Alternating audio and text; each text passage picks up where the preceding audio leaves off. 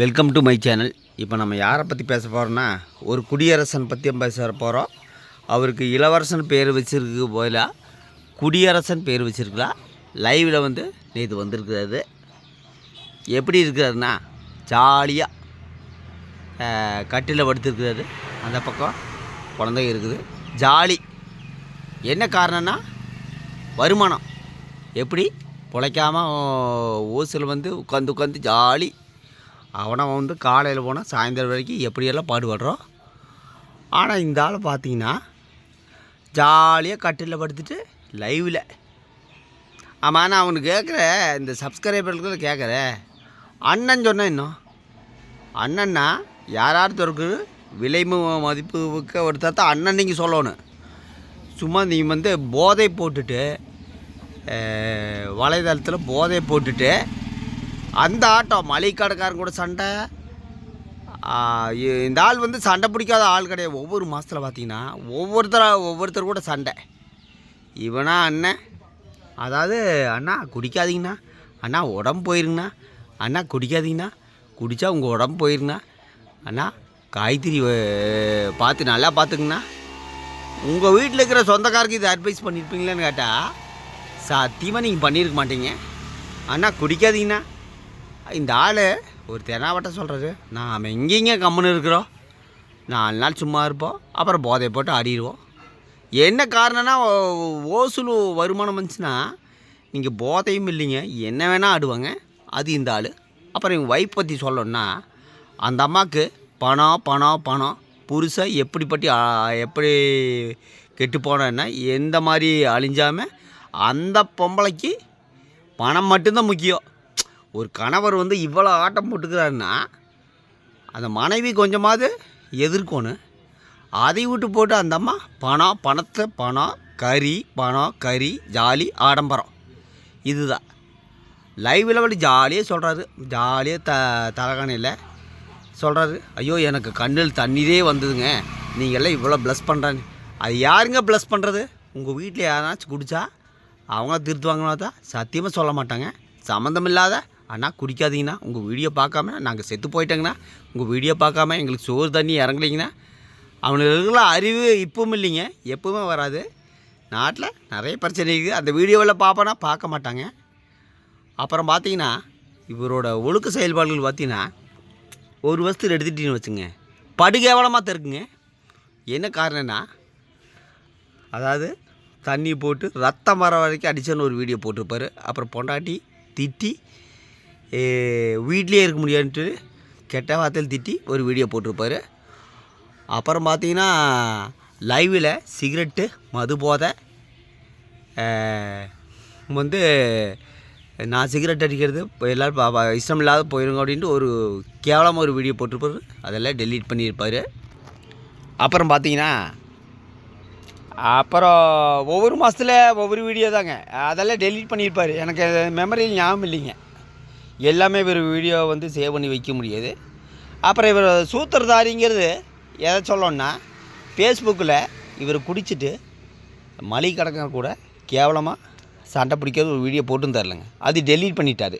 அதையும் மறக்கடிக்கிறதுக்கு இப்போ என்ன பண்ணிக்கிறாருன்னா, பழைய வீடியோ வந்து போட்டுக்கிறாரு. ஃபேஸ்புக்கில் பழைய வீடியோ போட்டுக்கிறாரு. இதெல்லாம் பார்த்தா நம்மளாம் மறந்துடுவோம். 303K 3 லட்சம் ஃபாலோவர் இருக்கிறாங்க. அந்த 3 லட்சம் ஃபாலோவரில் மினிமம் 50,000 1 லட்சம் பேர் இந்த ஆள் குடிச்சிட்டு கெட்ட வார்த்தை வீசி மளிகை கடையில் தரக்குறைவாக பேசின வீடியோ பார்த்துருப்பாங்க. அது டெலீட் பண்ணால் இவர் நல்லவர் ஆகிட முடியுமா? ஒரு ஆள் நீங்கள் கத்தியில் குத்தி அந்த ஆள் இறந்துடுறாங்க. கொலை தான். அப்போ நீங்கள் கொலைகாரன் இல்லாம முடியாது. கொலை பண்ணி போட்டு நீங்கள் வந்து லட்சம் பேருக்கு புண்ணியம் பண்ணாலுமே அந்த கொலைகாரன் தான். என்ன காரணம்னா, மொத்தத்தில் பார்த்திங்கன்னா இந்த ஆளுக்கு வர்றது பூரா, இந்த குடும்பத்துக்கு பூரா வர்றது பூரா வருமானம்.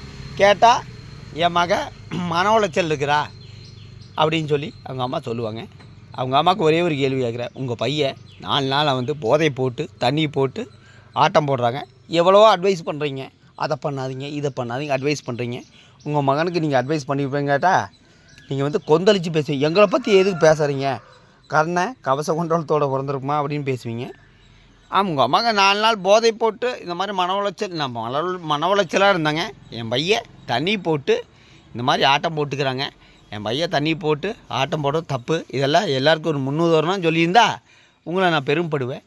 அப்புறம் அவங்க தங்கச்சி சில நாட்களுக்கு முன்பு சொல்லியிருந்தாங்க, ஒரு இடத்துல உட்காந்துட்டு இவங்களுக்கெல்லாம் எதுக்குடா இந்த மானங்கட்ட பழப்புன்ட்டு ஒரு டைட்டில் போட்டு ஒரு வீடியோ போட்டிருப்போங்க. அந்த வீடியோவில் என்னென்னா, அதாவது பஸ் டிரைவர் ஒரு பஸ்ஸு ஸ்பீடாக போகணுமா, ஆக்சிடெண்ட் ஆகாமா, இதெல்லாம் கவர்மெண்ட் ஆக்ஷன் எடுக்கிறதுக்கு முன்னாடி நாம் எடுக்கணும், இல்லைன்னா டிரைவரை பிடிச்சி வெளுக்கணும் அப்படின்பாங்க. தத்துவமாக சொல்லியிருப்பாங்க. இவங்க அண்ணன் 4 நாள் போதை போட்டு ஆட்டம் போட்டு ஃபேஸ்புக்கு வலைதளத்தில் காரிக்காரி துப்பியிருப்பாங்க. ஆனால் அவங்க அண்ணனுக்கு புத்திமதி சொல்லுவாங்க. அதெல்லாம் கிடையாது. இவங்க குடும்பத்தில் ஏதாச்சும் ஆட்டம் போட்டால் அதெல்லாம் சொல்லுவாங்க, ஊருக்கு உபதேசம் பண்ணுவாங்க. முதல்ல உங்கள் அண்ணனுக்கு அட்வைஸ் பண்ணிட்டு வந்துட்டு அதுக்கப்புறம் மித்தவங்களுக்கு அட்வைஸ் பண்ணு.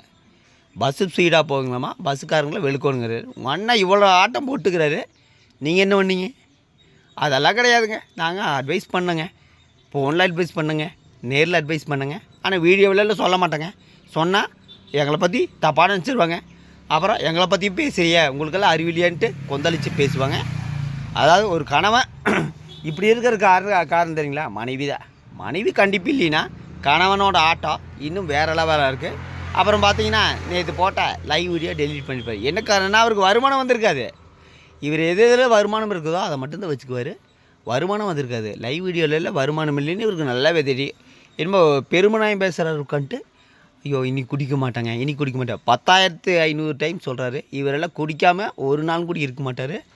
அப்புறம் அவங்க அம்மா கூட பேசும்போது அந்த போதையேன்னு தெரியல, போதை தெரியாமல் தான் எனக்கு மன உளைச்சல்ங்கிறாரு. அந்த போதை தெரியல. அப்புறம் நேற்றா எனக்கு போதை தெளிஞ்சு பெருமையாக பேசுகிறாருங்க. நேற்றா போதை தெளிஞ்சதாம்மா. அப்போ பார்த்தீங்கன்னா இந்த குடும்பம் எப்படின்னு பார்த்துங்க. இவங்கள பற்றியே பேசுகிறீங்கன்னு நிறைய பேர் கேட்குறாங்களாங்க. எனக்கு தெரிஞ்சு ஃபேமிலி யூடியூபரில் வலைதளத்தில் ரொம்ப கேவலமாக இருக்கிற பெர்சன் வந்து இந்த ஆள் மட்டும்தாங்க. ஒரு 100 யூடியூபர் எடுத்துங்க. இந்த 100 யூடியூபரை ஒரு வருஷத்து வீடியோ நீங்கள் பாருங்கள். ஒரு வருஷம் வீடியோவில் எந்த யூடியூபர் வந்து குடிச்சிட்டு கெட்ட வார்த்தை பேசிட்டு லைவ் வீடியோ போட்டு ஆட்டம் போடுறது பார்த்திங்கன்னா யாரும் இருக்க மாட்டாங்க. இந்த ஆள் மட்டும்தான். அப்புறம் இவங்க வந்து பெருமனாயம் பேசுவாங்க. நீங்கள் ஒன்றும் இல்லைங்க.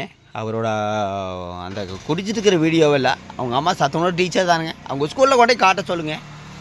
அது வந்து அவங்கள ஆதரவு கொடுக்குறாங்களா, அவங்கள எதிர்க்கிறாங்களான்னு பாருங்கள். அப்புறம் அந்த சப்ஸ்கிரைபர்களாம் அறிவில்லை. ஆனால் குடிக்காதீங்கண்ணா, ஆனால் குடித்தா உடம்பு போயிருங்கண்ணா, எவ்வளோ அட்வைஸ் வருங்க. ஆனால் அவங்க குடும்பத்தில் இருக்கிறவங்க யாரும் அட்வைஸ் பண்ணியிருப்பாங்கடா, கண்டிப்பாக பண்ணியிருக்க மாட்டாங்க. ஐயோ நம்ம குடும்பத்தில் இருக்கிறவங்களுக்கு அட்வைஸ் பண்ணக்கூடாது. அடுத்தவங்க வீடியோ ஃபஸ்ட்டு பாருங்கள், தப்பு இல்லை. ஆனால் அந்த குடிகார வீடியோ, குடிச்சிட்டு கெட்ட வார்த்தை பேசுகிற வீடியோவெல்லாம் பாடாதீங்க. நிறைய வீடியோ இருக்குதுங்க. நிறைய நான் பல டைம் சொல்லிட்டேன். என்னோடய வீடியோ நீங்கள் ஒரு காலத்தில் பார்க்க வேண்டாம் இல்லை, இவரை பற்றி தெரிஞ்சுக்கோன்னு தான் நான் சொல்கிறேங்க. அதுக்காக வந்து இவரை பற்றி பேசி வியூஸ் வாங்கி அதில் வர வருமானத்தில் நான் குடும்பம் நடத்தலை. நான் காலையில் வேலைக்கு போனால் சாயந்தரம் தான் வருவேன். அந்த அம்மா உட்காந்துட்டு பேசு, யார் கலைமதி எங்களை பற்றி பேசியே வீடியோ. அவங்க அண்ணன் என்ன பண்ணாலுமே அந்த பற்றியெல்லாம் பேசாது. அப்புறம் ஒரு சில வீடியோக்குள்ளே கமெண்டெல்லாம் ஆஃப் பண்ணி வச்சுருப்பாங்க. அந்த அம்மாவுக்கு இதுதான் சூத்திரம். ஏன்னா அந்த அம்மா மாமியார் வீட்டிலலாம் கிடையாது, அம்மா வீட்டில் உட்காந்து வீடியோ போட்டுக்குது. மொத்தத்தில் சிந்திக்க வேண்டியது மக்கள் தான்.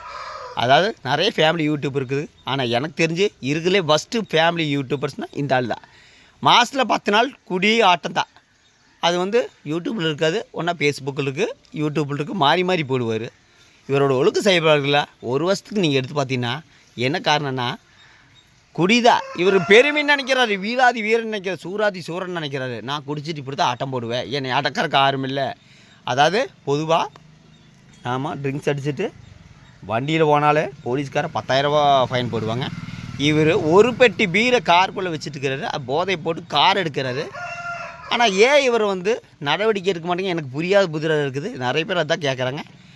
இப்படி தண்ணி போட்டு கார் எடுக்கிறாரு, ஆட்டம் போடுறாரு, நடு ரோட்டில் வந்து லைவ் வீடியோ போடுறாரு. ஏன் இவங்களுக்கு வந்து நடவடிக்கை எடுக்குன்னு எனக்கு புரியாத புதிராக இருக்குது. இன்றைக்கி சமூக வலைதளங்கள் ரொம்ப இந்த மாதிரி ஆளுகையில் சிக்கி தவிச்சிட்டு இருக்குது. அதாவது நல்ல வீடியோக்களுக்கு ஆதரவு என்றைக்குமே கிடையாது. இந்த மாதிரி குடிகார வீடியோக்கள் ஆதரவு இருக்குன்னா அதில் இருக்கிற சப்ஸ்கிரைபர் தான் காரணம். அந்த சப்ஸ்கிரைபருக்கு அறிவு என்றைக்கு தான் வருதுன்னு எனக்கு தெரியல. இப்போ நாம் அதை சொல்லும்போது மட்டும் கொந்தளிச்சுட்டு பேசுவோம், உங்களுக்கு அறிவு இல்லையா அப்படின்னா இந்த மாதிரி குடியாரோட வீடியோவுக்கு தான் இன்றைக்கி ஆதரவு இருக்குது. சிந்திக்க வேண்டியது மக்கள். இந்த சிந்திப்பு இருந்தால் தான் நீங்கள் பொது அறிவு வளர்த்துக்க முடியும். உங்களுக்கெல்லாம் பொது அறிவு வளரணும்னா இந்த மாதிரி குடியார வீடியோலாம் பார்க்காதீங்க. மொத்தத்தில் சிந்திப்பு நடத்துங்க. சிந்திப்புன்னு என்னென்னா நாட்டில் எத்தனையோ விஷயம் இருக்குது, எத்தனையோ வீடியோ இருக்குது, எத்தனையோ நல்ல நல்ல வீடியோலாம் இருக்குதுங்க. அதெல்லாம் பார்க்குறத விட்டு போட்டு இந்த ஆள் பார்க்குறீங்கன்னா அப்போ உங்களுக்கு சுயறிவு இல்லைன்னு தான் நான் சொல்லுவேன். அப்புறம் அவங்க மனைவி பற்றி சொல்லணுன்னா, கணவனுக்கு பணம் வந்தால் போதுங்க. அவர் குடித்தா என்ன, குடிக்கலின்னா என்ன, அவருக்கு உடம்பு சரியில்லைன்னா சொல்லலைன்னா என்ன, இன்றைக்கி நாளைக்கு வேணால் இப்போ 2 நாள் கழிச்சு வரும் புத்தராட்ட வேஷம் போடுவார். நாங்கள் வந்து கோவிலுக்கு போகிறோங்க, நாங்கள் அந்த கோவிலுக்கு போகிறோங்க, நாங்கள் இந்த கோவிலுக்கு போகிறோங்க, நாங்கள் குடிக்க மாட்டோங்க. ஒரு 10 நாளைக்கு இருப்பாருங்க. அப்புறம் பணம் வந்த கடைசியில் ஒரு ஆட்டம் போடுவார். அப்புறம் அடுத்த நாள் வந்து நாங்கள் நீ குடிக்க மாட்டோங்க, நீ இப்படியே குடிச்சிட்டு இருந்தீங்கன்னா நான் வீட்டுக்கு கோவிச்சிட்டு வீட்டுக்கு போகிறேன் அப்படின்ட்டு 2 பேரும் பேசி வச்சுருவாங்க. அப்புறம் பார்த்தீங்கன்னா இனிமேல் அவர் குடிக்க மாட்டாராமா. நாம் வந்து எப்பவும் போல் நம்மளுக்கு வருமானத்துக்கு வேண்டி வீடியோ போடலாம். மொத்தத்தில் சிந்திப்பு நடத்துங்க. நல்ல நல்ல வீடியோலாம் இருக்குதுங்க. இவரோட ஒழுக்க செயல்பாடுகள் நீங்கள் எடுத்து பாருங்கள். ஆனால் அந்தளவுக்கு வருமானம், ஓசி வருமானம், இலவச வருமானம் தான், உழைச்செல்லாம் கிடையாதுங்க. லைவில் ஜாலியாக உட்காந்து பேசுகிறாரு. இனிமேல் குடிக்க மாட்டோமா, கண்ணில் தண்ணி வருதுமா, கண்ணில் ஆறாக ஓடுதுமா அப்படின்னு பேசுகிறாரு. அந்த சப்ஸ்கிரைபர்களாக சுயறிவு கண்டிப்பாக நடத்துங்க. யாராருக்கு அட்வைஸ் பண்ணோன்னா அவங்களுக்கு அட்வைஸ் பண்ணுவாங்க. இவர் வேறு இளவரசன்னு வேறு வச்சிருக்கு போல, குடியரசுன்னு வச்சிருக்கலாம். அந்தளவுக்கு குடி போதையில் ஆட்டம்தான். மொத்தத்தில் சிந்திப்பு நீங்கள் நடத்துங்க. உங்களுக்கு சிந்திப்பு எப்பவுமே வராது. நன்றி, வணக்கம்.